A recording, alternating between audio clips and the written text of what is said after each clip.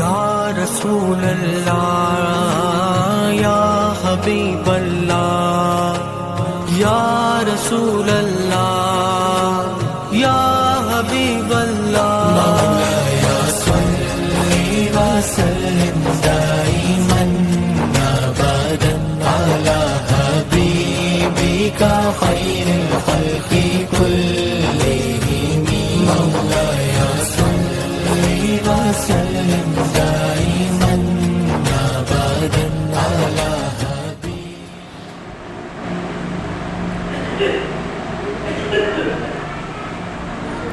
السلام علیکم ورحمۃ اللہ وبرکاتہ۔ بزرگان ملت، عزیزان محترم، اللہ سبحانہ و تعالی کا بے انتہا شکر احسان ہے کہ اس پاک پروردگار نے ہم کو آخائے دو جہاں صلی اللہ علیہ وسلم کی امت مبارکہ میں پیدا فرمایا اور ہمیں اس پیدائش پر بے انتہا فخر عظیم عنایت فرمایا۔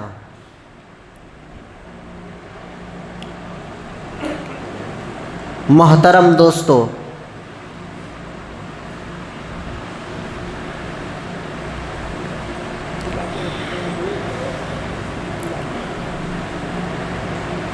اللہ تبارک و تعالیٰ نے انسان کی فطرت کو اس کی پہچان کے لیے بنایا ہے۔ فطرت انسان کی پہچان ہے۔ جو چیز جانوروں میں نہیں وہ انسان کے اندر پائی جاتی ہے، اور وہی چیز جانوروں کی چیز انسان کے اندر پائی جائے تو پھر وہ انسان نہیں بلکہ جانور کہلائے گا۔ کیوں؟ وجہ یہ ہے کہ اس نے اپنی فطرت سے منہ موڑ لیا۔ جو فطرت اس کی پہچان تھی وہ پہچان سے اس نے روگردانی کر دی، یعنی اپنے منہ کو پھیر دیا، جانوروں والی فطرت کو اپنا لیا۔ بہرحال اللہ تبارک و تعالیٰ نے انسان کی فطرت اس کی پہچان بنایا ہے۔ اب یہ فطرت کے تعلق سے ہمارے ذہن میں جو بھی باتیں آ رہی ہیں وہ ساری انسان کی خصلت یا پھر فطرت کہلائے گی۔ مثال کے طور پر فطرت انسانی کھانا، تازہ ترین کھانا انسانی فطرت ہے۔ انسان بدبودار نہیں کھاتا۔ انسان کو حاجت کے لیے چار دیواری کی ضرورت ہے، تنہائی کی ضرورت ہے۔ چاہے وہ چھوٹی طہارت ہو چاہے وہ بڑی طہارت ہو، انسان وہ کرنے کے لیے تنہائی چاہتا ہے، مگر جانور کے اندر یہ صفت نہیں ہوتی۔ تو ایسے ہی بے شمار فطرت انسانی ہمارے ذہن میں آ رہے ہیں، وہ سوچ سکتے ہیں۔ اب اس کے آگے جو میں بات کہنے جا رہا ہوں، مگر انسان کی فطرت میں اللہ تبارک و تعالیٰ نے یہ بھی چیزوں کو رکھا ہے کہ انسان کی فطرت میں سچائی ہے، انسان کی فطرت میں وفاداری ہے، انسان کی فطرت میں فرما برداری ہے، انسان کی فطرت میں محبت ہے، انسان کی فطرت میں تابع داری ہے۔ یہ ساری چیزیں فطرت انسانی کہلاتی ہے۔ اب جس کے اندر یہ فطرت ہے وہ اپنے آپ کو انسان کہہ سکتا ہے۔ اس سے پہلے ہم نے اس بارے میں اس چیز پر بحث کی تھی کہ ہم یہ سمجھیں گے کہ انسان کس کو کہتے ہیں۔ اب انسان وہ ہے، انسان یہ نسیان سے بنا ہے، اور نسیان کہتے ہیں بھول چوک کرنے والے کو۔ پھر ایک اور اس کا معنی یہ بھی ہوگا کہ انسان ان سے بھی بنا ہے، یعنی انسان کا معنی ہے محبت۔ یہ دو معنی انسان کے ہیں، تو انسان کے اندر محبت بھی ہے اور انسان کے اندر نسیانی یعنی بھولنا، غلطی کرنا انسان کے اندر یہ اس کی فطرت ہے۔ اب آپ دیکھیے، اب میں یہ جو بات کہہ رہا تھا کہ انسان کہتے اس کو ہے جو فرما برداری کرتا ہے، انسان کہتے اس کو ہے جو وفاداری کرتا ہے، انسان کہتے اس کو ہے جو سچائی کے راستے پر چلتا ہے، انسان کہتے اس کو ہے جو اللہ کی اطاعت و فرما برداری میں اپنی زندگی کو گزارتا ہے۔ یہی اس کا مفہوم لیتے ہوئے بیان کرنے کی کوشش کر رہا ہوں کہ یہ نسیانی جو ہے، غلطی سے ہو جانے پر، کبھی سچ کے راستے پر انسان چل رہا ہے، اس سے بھول چوک ہو گئی تو پھر کیا کرنا ہے؟ بھول چوک ہونے پر وہ جھوٹوں کے راستے پر نہیں، جیسے ہی غلطی ہو جائے پھر سچائی والا راستہ اختیار کرنا، اس کو نسیانی کہتے ہیں۔ غلطی ہو جانا، پھر اس کے بعد وہ غلطی پر پچھتاوا کر لینا، پھر اپنے راستے پر قائم ہو جانا۔ پچھتاوا بھی انسانی فطرت میں ہے، غلطی پر افسوس کرنا، غلطی پر پچھتاوا کرنا، شرمندہ ہو جانا، نادم ہو جانا، اپنے آپ کو ملامت کرنا کہ ہائے میں نے یہ کون سی غلطی کر دی، یہ میں نے کیا کر دیا، یہ ساری چیزیں فطرت انسانی میں داخل ہے۔ تو محترم دوستو، یہ ہم نے شروعات کی انسان کی فطرت سے۔ انسان کی فطرت میں یہاں پر دیکھیے، توجہ ادھر رکھیے، آپ لوگ ادھر ادھر دیکھ رہے، میری توجہ غیر ہو جا رہی، کیا بولنا میرے کو سمجھ میں نہیں آ رہا۔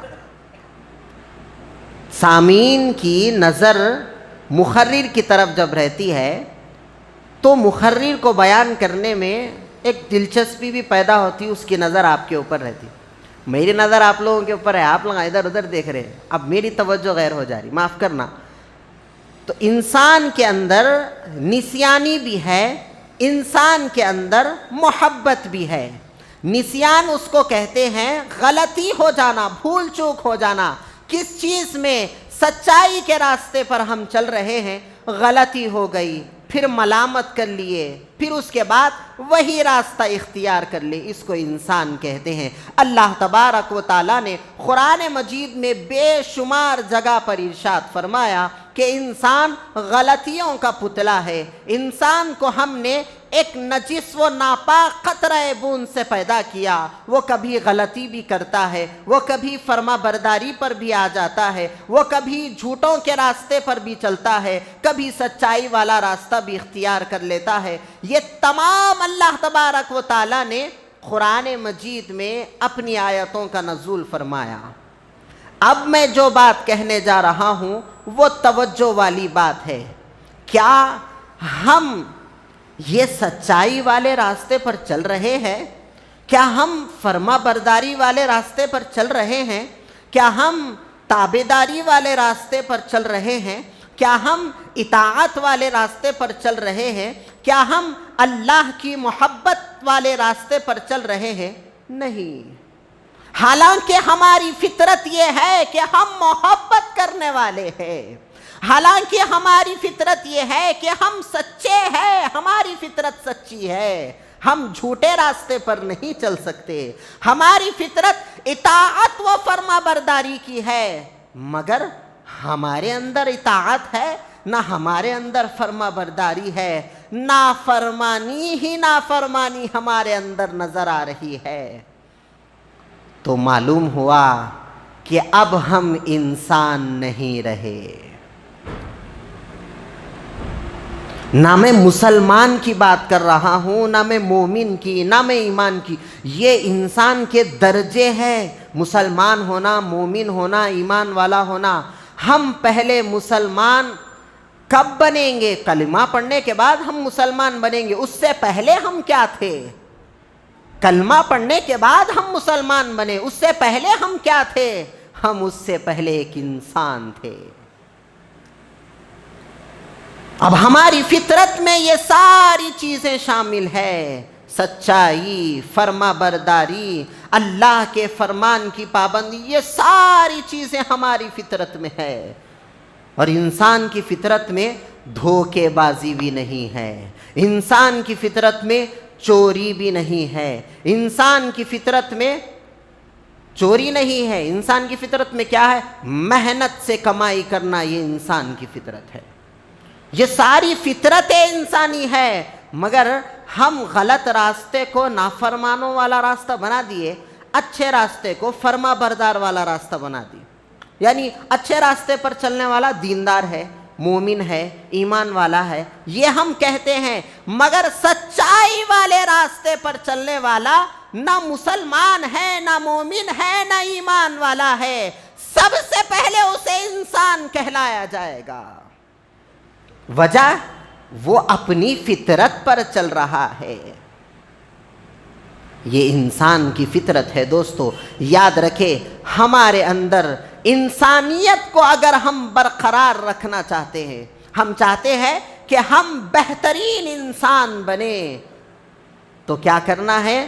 جیسے ہی ہم اپنے راستے سے بھٹکے, پلٹ گئے, فوراً توبہ کرنا ہے, پھر اپنے راستے پر آنا ہے. تو غلطی ہم سے ہوتی ہے, توبہ بھی تو ہمارے لیے ہے. غلطی ہم سے ہو جاتی ہے, مگر اللہ نے ابھی توبہ کا دروازہ ہمارے لیے بند نہیں رکھا. آج بھی ہمارے لیے توبہ کا دروازہ کھلا ہے. یہ انسان کی فطرت ہے. ایک اور چیز ہے جس کو کہتے ہیں کرامت. ایک چیز فطرت, انسان کی عادت, پھر ایک چیز ہوتی ہے کرامت. یہ کرامت کس سے ظاہر ہوتی ہے؟ یہ کرامت مسلمان, مومن, ایمان والے سے. یہ ایک درجے ہے دوستو. مسلمان ہونا بھی, ہم سمجھتے ہیں مسلمان کلمہ پڑھ لینے والا یہ تو مسلمان ہو گیا, مگر ظاہراً مسلمان کون ہے؟ ٹوپی لگانے والے کو بھی مسلمان نہیں بولتے, نماز پڑھنے والے کو بھی مسلمان نہیں بولتے, روزہ رکھنے والے کو بھی مسلمان نہیں بولتے, زکوٰۃ دینے والے کو بھی مسلمان نہیں بولتے. مگر یہ مسلمان کے کرنے کے کام ہے, مگر یہ کرنے والا مسلمان نہیں. اب ویسے تو آپ دیکھیے, الیکشن آ جاتا, ہندو ہے, یعنی جو لیڈر ہے ہندو ہے, وہ انہوں نے ٹوپی لگاتا, اب اس کو مسلمان بولیں گے؟ افطار کرانے والے کئی پولیٹیشنز ہیں, ٹوپی لگا لیتے, افطار کراتے, اب یہ سمجھیں گے کیا انہیں روزہ رکھا, صبح سے افطار کر رہا؟ نہیں, یہ ساری چیزوں سے مسلمان نہیں, مگر یہ سارے کام مسلمان کے ہیں, اس سے مسلمان کا کوئی تصور نہیں. اب یہ کہہ رہا تھا کہ کرامت مسلمان, مومن, ایمان والے سے یہ چیز ظاہر ہوتی ہے. اور کرامت کا معنی ہے ایسی چیز کا ظاہر ہونا جو انسان کے فطرت کے خلاف ہے. جو ابھی ہم انسان کو جو ابھی بیان کرے, وہ جو انسان کی فطرت ہے نا, وہ انسان اپنی فطرت میں ہر کامہ کر رہا, ہر چیز کر رہا, مگر اب یہ جو نئی چیز انسان دیکھ لیا, دیکھتے ہی حیرت میں آ گیا کہ یہ تو میری فطرت میں شمار نہیں ہے, یہ کیا نئی چیز میری آنکھوں نے دیکھ لیا. تو یہ کرامت کا معنی کر رہے ہیں کہ یہ کرامت وہ چیز کا نام ہے جو انسان کی فطرت کے خلاف ہے, انسان اس کو نہیں سمجھ سکتا. اب اس کو قرآن نے بھی بیان کیا, قرآن نے اس کو اس انداز سے بیان کیا. حضرت سلیمان علیہ السلام نبی برحق، یہ ایسے پیمبر تھے اللہ تبارک و تعالیٰ نے زمین کے ہر ذرات پر ان کی حکومت رکھا تھا۔ ان کی حکومت جانوروں پر بھی تھی، ان کی حکومت انسانوں پر بھی تھی، ان کی حکومت پانی پر بھی تھی، زمین کی تمام مخلوقات پر ان کی حکومت تھی۔ واقعہ اس طرح ہوا کہ ملکہ بلقیس حضرت سلیمان علیہ السلام کے دربار میں حاضر ہونے کے لیے ایک خط بھیجا کہ اے سلیمان، اے بادشاہ سلیمان، ہم آپ کے محل میں تشریف لا رہے ہیں۔ وہ کہاں سے آ رہی ہے؟ وہ یمن سے آ رہی تھی، اور سلیمان علیہ السلام شام کے علاقے میں تھے، ملک شام میں تھے۔ یمن سے اور ملک شام کا جو فاصلہ ہے، جو بیچ میں جو راستہ ہے، وہ تقریباً 2000 کلومیٹر پر مشتمل ہے۔ 2000 کلومیٹر کا فاصلہ ہے دو ملکوں کے درمیان۔ تو ملکہ بلقیس وہاں سے یہاں آ رہی ہے، تو سلیمان علیہ السلام نے اپنے دربار میں دیکھ کر کہا، جب ملکہ بلقیس ہمارے دربار میں آ رہی ہے تو ان کے بیٹھنے کے لیے کوئی تخت تو چاہیے۔ تو اپنے درباریوں کے سامنے اعلان کیے۔ زیادہ تر ان کے درباری جنات ہوتے تھے، تو جنات کے سامنے انہوں نے اعلان کیا کہ اے میرے درباریوں، میں یہ چاہتا ہوں کہ ملکہ بلقیس آنے سے پہلے اس کا تخت ہمارے محل میں آ جائے۔ تو ایک جن اٹھ کر کہنے لگا، بادشاہ سلامت، 1 گھنٹے کے اندر میں وہ تخت کو یہاں پر لا لوں گا۔ مسافت کتنی ہے؟ دوری کتنی ہے؟ 2000 کلومیٹر کی دوری ہے، اور جن کہہ رہا ہے کہ میں 1 گھنٹے کے اندر وہ تخت کو لاؤں گا۔ تو سلیمان علیہ السلام نے کہا، نہیں، اتنی تاخیر نہیں چاہیے، کیا اس سے پہلے بھی کوئی لا سکتا ہے؟ تو ایک جن اٹھ کر کہنے لگا، اے بادشاہ سلامت، آپ تخت پر تشریف فرما ہے، آپ کے اٹھنے سے پہلے میں وہ تخت لا لوں گا۔ تو سلیمان علیہ السلام کہنے لگے کہ نہیں، یہ بھی بہت تاخیر ہے، یہ بھی بہت دیر ہونے والی بات ہے، اس سے پہلے چاہیے۔ تو قرآن نے اس کا ذکر کیا، یہ کرامت ہے، قرآن اس کا ذکر کر رہا ہے کہ ایک کتاب کا جاننے والا جن اٹھا اور کہنے لگا، اے سلیمان نبی برحق، میں آپ کی پلک جھپکنے سے پہلے وہ تخت کو لا لوں گا، آپ کی آنکھ کی پلک جھپکنے سے پہلے وہ تخت کو یہاں پر لاؤں گا۔ سلیمان علیہ السلام نے کہا کہ ٹھیک ہے، تمہیں اجازت ہے۔ سلیمان علیہ السلام ایسا آنکھ بند کر کے کھولے، تخت سامنے حاضر ہے۔ وہ کتاب کا جاننے والا جن تھا، اور اس کو مفسرین نے ولی اللہ قرار دیا ہے، کہا کہ وہ جن ایک اللہ کا ولی تھا، اور ولیوں سے کرامت سرزد ہونا یہ ولیوں کی شان ہے۔ اللہ تبارک و تعالی نے ایک جن ولی سے یہ کرامت کو سلیمان علیہ السلام کے زمانے میں ظاہر کیا۔ اب بتائیے، کرامت کا ظہور امت محمدیہ کے لیے کیا تعجب کی بات ہے؟ جو سردار الانبیاء کی امت ہے، جو سردار الانبیاء کے اولیاء ہیں، ان کے زمانے کے اولیاء ہیں، جو امت تمام عالم کے لیے، تمام امتوں کے لیے، تمام امتوں سے بہتر اور برتر بیان کی گئی، وہ امت اگر کرامت کا اظہار کر دے تو کیا تعجب کی بات ہے؟ یہ ایک دلیل قرآن سے ہوئی کہ وہ ولی اللہ جن پلک جھپکنے سے پہلے جو چیز ناممکن ہے وہ چیز کو ممکن کر دیا۔ اب ہم دیکھیں، اگر اس پہ سوچیں 2000 کلومیٹر کا فاصلہ ہے، مسافت ہے. پلک جھپکنے سے پہلے کیسا آ گیا ہوں گا بھائی؟ یہ چیز کو ہماری عقل قبول نہیں کر رہی.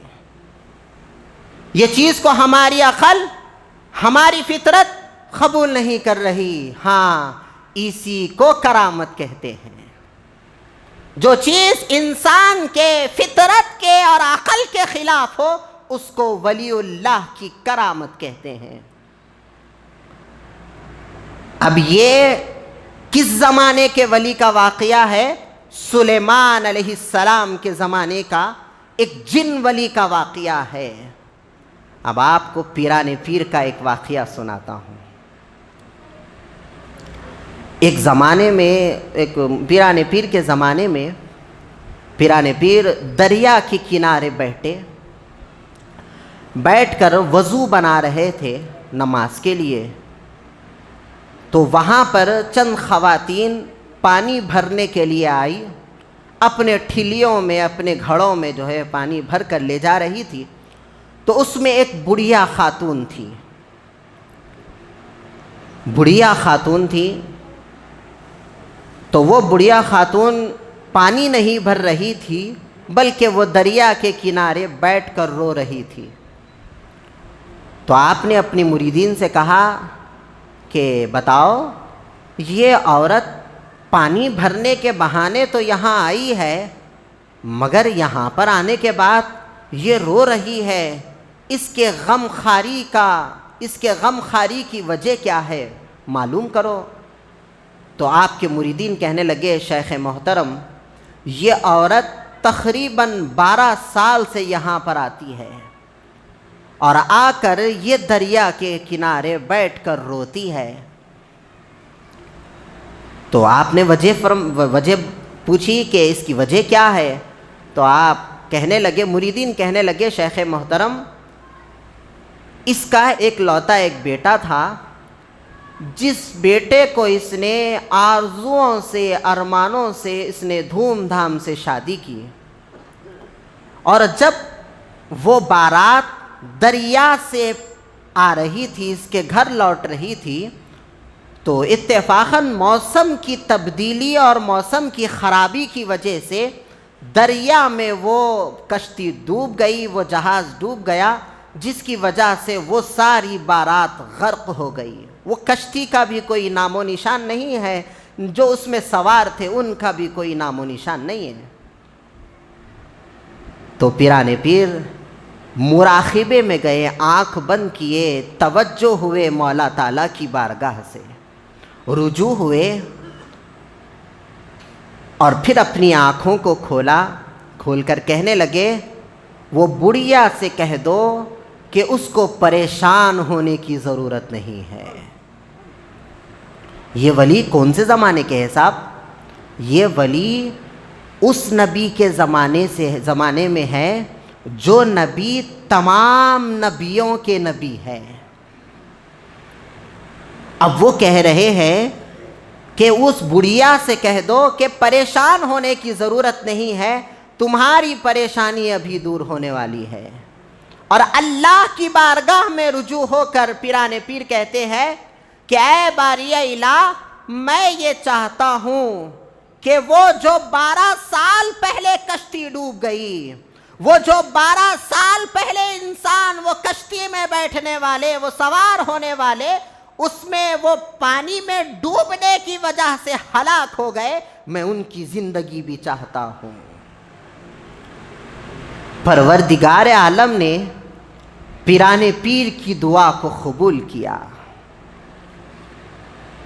تھوڑی دیر ہو گئی، کافی دیر ہو گئی. محققین اس واقعے کو بیان کرتے ہیں، کافی دیر ہونے کے بعد جب کچھ نتیجہ نہیں ملا تو آپ نے پھر سے رجوع اللہ کیا، اللہ سے رجوع ہوئے. تو اللہ تبارک و تعالیٰ ارشاد فرماتا ہے کہ اے میرے محبوب عبد القادر، تم پریشان مت ہو، ابھی دیکھو تمہارے آنکھ کھلنے سے پہلے وہ کشتی یہاں ہوگی. جیسا ہی پیران پیر رجوع اللہ ہوئے اور اپنی آنکھوں کو کھولا دیکھا کشتی ویسی کی ویسی ہے. ایسا بھی نہیں ہے 12 سال پانی میں ڈوبنے کی وجہ سے وہ کشتی خراب ہو گئی، ایسا بھی نہیں ہوا. جس حالت میں وہ کشتی ڈوبی تھی اسی حالت پر واپس آ گئی. ٹھیک ہے، کشتی کا واپس آنا تو معلوم ہوا کہ کشتی واپس آ جا سکتی ہے. ارے جو لوگ ہلاک ہو گئے ان کی زندگیاں بھی پھر سے واپس آ گئی. وہ بڑھیا جبھی قدموں میں گر کر کہنے لگی، اے شیخ عبد القادر جیلانی، آپ نے میری ایک لوتی اولاد کو واپس لوٹا دیا. اس کو کرامت کہتے ہیں. ایک وہ کرامت تھی جو سلیمان علیہ السلام کے زمانے میں ایک جن ولی سے سرزد ہوئی. ایک کرامت یہ ہے امت محمدیہ کے ایک ولی جو جن نہیں ہے، جو انسان ہے. اور انسان کا مرتبہ اللہ تبارک و تعالیٰ نے فرمایا انسان کو ہم نے بشریت کا تاج پہنایا ہے. انسان تمام مخلوقات میں اشرف ہے، یعنی انسان جناتوں سے بھی بہتر ہے، انسان تمام مخلوقات سے بہتر ہے. جب واقعہ ایک ولی سے سرزد ہو سکتا ہے، ایک ولی جن کرامت کا ظہور کر سکتا ہے، تو کیا انسان اپنی اشرفیت کے باوجود ایک کرامت کا ظہور نہیں کر سکتا؟ ضرور کر سکتا ہے. اسی لیے اللہ تبارک و تعالی، میں نے جو قرآن کی آیت تلاوت فرمائی، اللہ نے فرمایا، اب یہ تمام واقعات کا، تمام باتوں کا نچوڑ آپ کے سامنے ہے. اللہ فرما رہا ہے لَهُمُ الْبُشْرَى فِي الْحَيَاةِ الدُّنْيَا وَفِي الْآخِرَةِ. یہ کس کی طرف اشارہ ہے؟ یہ اس آیت کی طرف اشارہ ہے، اس آیت کا حصہ ہے جو الا ان اولیاء اللہ لا خوف علیہم ولا هم یحزنون. اللہ نے پہلے ارشاد فرمایا کہ خبردار ہو جاؤ، آگاہ ہو جاؤ، تمہارے لیے وارننگ ہے. جو سوچنے والے ہیں، جو انکار کرنے والے ہیں، ان کے لیے وارننگ ہے. اللہ فرمایا کہ میرے دوستوں کو، اللہ کے دوستوں کو نہ کسی چیز کا خوف ہوتا ہے، نہ وہ کسی چیز سے غمزدہ ہوتے ہیں. پھر اللہ نے فرمایا وہ لوگ کون ہیں؟ الذین آمنوا وکانوا یتقون. وہ ایمان والے ہیں، وہ پرہیزگار ہے، وہ متقی والے لوگ ہیں. پھر آگے فرمایا لہم البشریٰ فی الحیاۃ الدنیا وفی الآخرہ. ہم نے ان کے لیے ان کی حیات میں بھی بشارتیں عطا فرمائی، پھر ان کی اخروی زندگی میں بھی بشارت عطا فرمائی. پھر اللہ فرما رہا ہے لا تبدیل لکلمات اللہ. جان لو منکروں، اللہ کے کلمات کبھی تبدیل نہیں ہو سکتے. جو اللہ نے ولیوں کی شان میں قرآن نے بیان کیا، قرآن میں اللہ نے بیان کیا، اللہ اس بیان کو کہہ رہا ہے کہ یہ سارا کچھ میں نے جو بیان کیا، لا تبدیل لکلمات اللہ، اللہ کی باتیں کبھی نہیں بدلتی. ذالک هو الفوز العظیم. یہ وہ لوگ ہیں ان کے لیے عظیم کامیابی ہے. ایک ان کے لیے جو اللہ کی راہ میں اپنی زندگی کو صرف کر دیے، جو صرف اٹھتے تو اللہ کہتے، بیٹھتے تو اللہ کہتے، سوتے تو اللہ کہتے، اٹھتے تو یہ کہتے کہ اللہ یہ اٹھنا یہ میری زندگی کے لائق، یعنی یہ میری قوت نہیں ہے. اٹھایا بھی تو نے ہے، سلایا بھی تو نے ہے، کھلایا بھی تو نے ہے، اور میرے حلق میں پہنچایا بھی تو نے ہے، میرے پیٹ کو بھرا بھی ہے تو کس نے؟ وہ اللہ نے. یہ ساری چیزیں اولیاء اللہ اپنی زندگیوں میں لے کر گزارتے تھے. اب آپ دیکھیے ہم میں اور اللہ والوں میں فرق کیا ہے؟ اللہ والوں میں ہم میں فرق کیا ہے؟ کہیں پر بھی ہم ایک پیر، بڑے مشہور پیر ہوں گے، ان کے پاس ہم چلے گئے، ذہن میں آتا، سوچتے ہم کہ بھائی ہم جیسا کھا رہے نو بھی ویسی کھا رہے. ہم جیسا سوتے ہیں وہ بھی ویسی سو رہے ہیں. ہماری نماز پڑھنے میں ان کی نماز پڑھنے میں کوئی فرق نہیں ہے. ہم جو کلمہ پڑھے وہ بھی وہی کلمہ پڑھے. ہم جیسا روزہ رکھ رہے وہ بھی ویسی روزہ رکھ رہے. ہم جیسا زکوٰۃ دے رہے وہ بھی کوئی چیز بدلی نہیں, کوئی چیز میں تبدیلی نہیں. ان کے پاس بھی نوافل ہے, ہمارے پاس بھی نوافل ہے. وہ بھی کاروبار کر رہے ہیں, ہم بھی کاروبار کر رہے ہیں. وہ بھی زندگی گزار رہے ہیں, ہم بھی زندگی. ان کی بھی بیوی ہے, ہماری بھی بیوی ہے. ان کے بھی بچے ہیں, ہمارے بھی بچے ہیں. سب ہے, ان کے بھی خاندان ہے, ہمارا بھی خاندان ہے. فرق کیا ہے؟ کچھ بھی نہیں. ہمارے پاس بھی عبادتیں ہیں, ان کے پاس بھی عبادتیں ہیں. فرق ایک ہے. فرق کیا ہے؟ وہ اللہ کے لیے کرتے ہیں, ہم لوگوں کے لیے کرتے ہیں.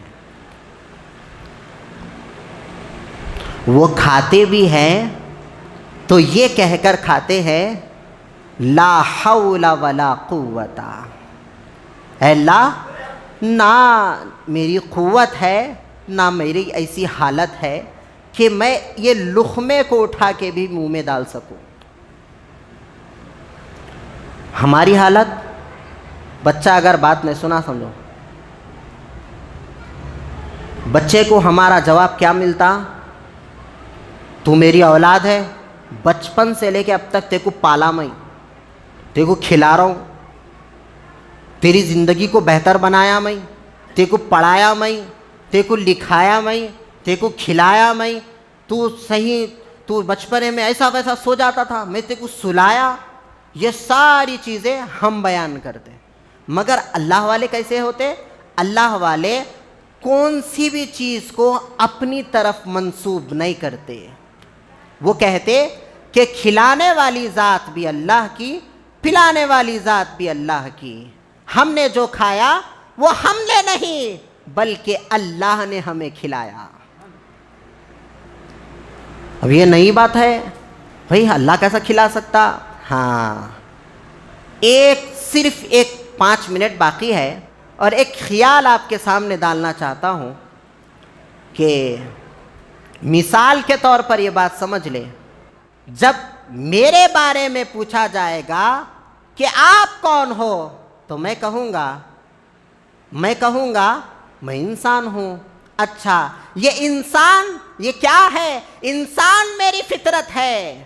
انسان میری فطرت ہے, نام بھی میرا ہے, جگہ بھی میری ہے, پتہ بھی میرا ہے, ہر جگہ میری کہوں گا. جب میں اپنے آپ کو ڈھونڈوں گا تو نہیں ملوں گا. اپنے آپ کو اگر میں ڈھونڈوں گا تو اپنا کچھ پتہ نہیں ہے. ہاتھ میرا ہے, پیر میرے ہے, آنکھ میری ہے, زبان میری ہے, کان میرے ہے, نام میرا ہے, میرے جسم کے اندر جو روح ہے وہ میری ہے. یہ جو میرا جسم ہے یہ میرا ہے. اب بتائیے میں کہاں ہوں؟ یہ اہل اللہ. اب اس کی دلیل میں آپ کو دے رہا ہوں کہ اہل اللہ جو فرما رہے ہیں کھلانے والی ذات اللہ کی ہے. جو میں نے کھایا اب وہ کون کھلا رہا ہے؟ اللہ کھلا رہا ہے. کیسے کھلا رہا ہے؟ میرے ہاتھ کے اندر جو قوت ہے وہ اللہ کی ہے. میرے آنکھ کے اندر جو قوت ہے وہ اللہ کی ہے. میری زبان کے اندر جو بولنے کی طاقت ہے وہ اللہ کی ہے. میرے کان کے اندر جو سننے کی سماعت ہے وہ اللہ کی ہے. میرے دل کے اندر جو بصیرت ہے وہ اللہ کی ہے. میرے پیر میں جو چلنے کی طاقت ہے وہ اللہ کی ہے. ہم برئی میری ہے, میری ہے, میری ہے. ہاں, یہ میری نہیں ہے, یہ ساری چیزیں اللہ کی ہے. پھر ہم کیا ہے؟ فَأَحْيَاكُمْ ثُمَّ يُمِيتُكُمْ ثُمَّ يُحْيِيكُمْ. اللہ فرمایا کہ حیات ہم نے جو تمہیں دی وہ حیات ہماری ہے. ثُمَّ يُمِيتُكُمْ ثُمَّ يُحْيِيكُمْ. چاہے ہم تمہیں مار دے, چاہے ہم تمہیں زندہ کر دے, یہ ہماری شان ہے. ہم کن فیکن کے مالک ہے. کہہ دیں اگر ہو جا تو وہ ہو جاتی ہے. یہ اللہ والوں کی کرامتیں ہیں. اور بہترین کرامت پیران پیر فرماتے ہیں اللہ والوں کی بہترین کرامت ہے کہ اللہ والے سنت رسول کے پابند ہیں اور پیران پیر کا مشہور زمانہ قول ہے، فرماتے ہیں کہ چاہتے ہو کہ کرامتوں کا ظہور ہو تو سنت رسول کے پابند ہو جاؤ۔ ایک وعدہ میں نے کیا تھا کہ اللہ والوں کے مزار پر جا کر ہم جو دعائیں کرتے ہیں اس پر گفتگو کرنے کا، اس کی ایک دلیل دے کر میں اپنی بات ختم کرتا ہوں کہ حضرت زکریہ علیہ السلام کے زمانے میں یہ واقعہ ہوا تھا۔ زکریہ علیہ السلام، مریم علیہ السلام، زکریہ علیہ السلام نبی ہے، مریم علیہ السلام ولیہ ہے، نبیہ نہیں، عورتیں نبی نہیں ہوتی تو ولیہ تھی۔ تو زکریہ علیہ السلام مریم علیہ السلام کے پاس آیا جایا کرتے تھے، پھوپھی ذات یا خالہ ذات بھائی بہن تھے۔ تو ایک مرتبہ ایسا ہوا، آپ نے دیکھا کہ اس کو قرآن نے بیان کیا کہ زکریہ علیہ السلام جب مریم علیہ السلام کے محراب کے پاس پہنچے، ان کا ایک محراب تھا، جیسا یہ محراب ہے ویسے ہی ان کا ایک محراب تھا، عبادت خانہ تھا، وہاں پر آپ دعائیں کرتی تھی، وہاں پر آپ عبادت کرتی تھی، اللہ سے رجوع ہوتی تھی۔ تو زکریہ علیہ السلام نبی ہونے کے باوجود وہاں پر ایک مرتبہ تشریف لائے، کہنے لگے، وہاں پر زکریہ علیہ السلام نے دیکھا کہ وہاں پر ایسے ایسے قسم کے کھانے تھے جو میرے عقل کے خلاف تھے، میری عقل اس کو قبول نہیں کر رہی تھی کہ ایسے قسم کے کھانے، ایسے قسم کے پھل۔ مطلب یہ ہے کہ سرما کے موسم میں یعنی سردی کے موسم میں گرمی میں جو پھل اگتے ہیں وہ ہوتے تھے، اور سردیوں میں جو پھل اگتے ہیں وہ گرمیوں میں ہوتے تھے۔ اب آپ دیکھیے، اگر ہم کو اب آم ہونا ہے تو ملا بھی تو صحیح نہیں رہتا، کہیں موسم نہیں ہے، گرما میں آم ملتا ہے۔ تو اسی طرح جو موسم میں جو پھل ملتا ہے وہ موسم کے علاوہ دوسرے موسم کا پھل وہ موسم میں ملتا تھا۔ تو آپ دیکھ کر کہنے لگے کہ اے مریم بتاؤ یہ پھل اس موسم میں تمہارے پاس کیسے ہیں؟ تو آپ نے فرمایا یہ اللہ کی عنایت ہے، اللہ تبارک و تعالی راست ان کو رزق دیتا تھا اور اللہ کی رزق سے وہ کھاتی تھی۔ یہ فرمایا اللہ تبارک و تعالی نے مجھے یہ رزق عنایت کیا۔ زکریہ علیہ السلام یہ ساری چیزوں کو دیکھنے کے بعد ان کا عمل دیکھیے، وہ محراب کے سامنے ٹہر کر دعا کرنے لگے۔ ہنالک دعا زکریہ ربہ، زکریہ علیہ السلام نے اللہ سے، اپنے رب سے دعا کی، اے پروردگار مجھے نیک صالح اولاد عطا فرما۔ کہاں ٹہر کر دعا کر رہے ہیں؟ ایک اللہ کی ولیہ جہاں پر عبادت کرتی تھی، جہاں پر اللہ کا ذکر کرتی تھی، وہاں پر اللہ کے نبی آ کر وہ مقام کا وسیلہ لگاتے ہوئے اللہ سے دعا کر رہے ہیں اور کہہ رہے ہیں اے اللہ اس جگہ کا تجھے واسطہ، مریم علیہ السلام یہاں پر ٹہر کر تیری عبادت کرتی ہے، تجھ سے رجوع ہوتی ہے، تیرا ذکر کرتی ہے، اس جگہ کا واسطہ تو مجھے اولاد عطا فرما۔ قرآن بیان کرتا ہے کہ مریم علیہ السلام کی اس جگہ ٹہر کر دعا کرنے سے، دعائیں تو بے شمار زکریہ علیہ السلام نے کی، مگر اس دعا کے بعد زکریہ علیہ السلام کو اللہ نے خوشخبری دی، فرشتوں کے ذریعے کہا کہ اے فرشتوں جاؤ میرے زکریہ نبی سے کہہ دو کہ اب ان کو اولاد عطا کی جائے گی۔ وہ وسیلہ جہاں پر میری ایک ولیہ عبادت کرتی تھی، اس جگہ کی برکت سے زکریہ کو ہم نے بیٹا عطا کر دیا۔ وہاں کی برکت تھی، اللہ نے ان کو اولاد عطا کی۔ اب بتائیے ہم جہاں پر مزارات پر زیارت کر رہے ہیں وہ جگہ اللہ کے ولیوں کی عبادت کردہ ہے، وہ جگہ اللہ کے ولی آرام کر رہے ہیں، ان پر انوار و تجلیات کی بارش ہو رہی ہے۔ اب ہم وہاں جا کر دعائیں کریں ان کا وسیلہ لگا کر، تو پھر اس میں کیا تعجب کی بات ہے؟ یہ قرآن کا ایک قرآن کی ایک دلیل تھی. آپ چاہے تو قرآن میں 3 پارے میں سورہ آل عمران میں اس بات کو دیکھ سکتے ہیں. میں اپنی بات ختم کرتے ہوئے پروردگار کی بارگاہ میں دعا گو ہوں. یا الہ العالمین، ہم جو کچھ بھی کہتے ہیں سنتے ہیں مولا، سننے والوں کو بھی اور کہنے والے کو بھی عمل کی توفیق عطا فرما. پروردگار تو بہتر ہدایت کرتا ہے مولا، ہماری ہدایت فرما. تو بہتر نصیحت کرتا ہے مولا، ہماری نصیحت فرما. تو بہتر حفاظت کرتا ہے مولا، ہماری حفاظت. وسلم دائما ابدا على حبيبك خير الخلق